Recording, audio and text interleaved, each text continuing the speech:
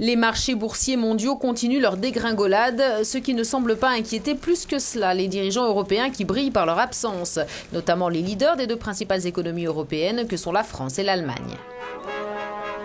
La dernière apparition en public de la chancelière allemande remonte à plus de 15 jours. Angela Merkel assistait à la soirée d'ouverture de la 100e édition du festival de Bayreuth en Allemagne. Et depuis, plus rien.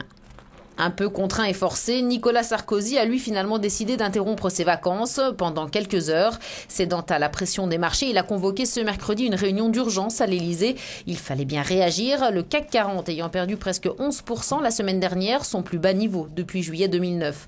Du jamais vu depuis la fondation du principal indice de la Bourse de Paris il y a 24 ans.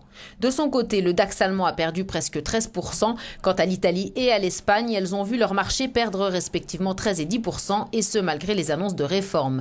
L'euro va mal, mais les politiques peuvent encore changer la donne, explique cet analyste.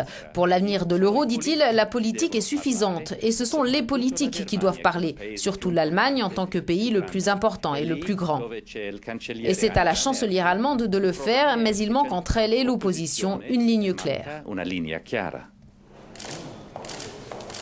Des mesures concrètes annoncées par des chefs d'État ou de gouvernement, c'est ce qu'attendent les investisseurs. Mais ils ont dû pour le moment se contenter des déclarations des ministres de l'économie, ici allemands et français, des ministres dont les discours de ces derniers jours n'ont rien apporté de vraiment palpable et dont la crédibilité est plutôt vacillante sur les marchés. Nicolas Sarkozy et Angela Merkel vont-ils enfin reprendre la main?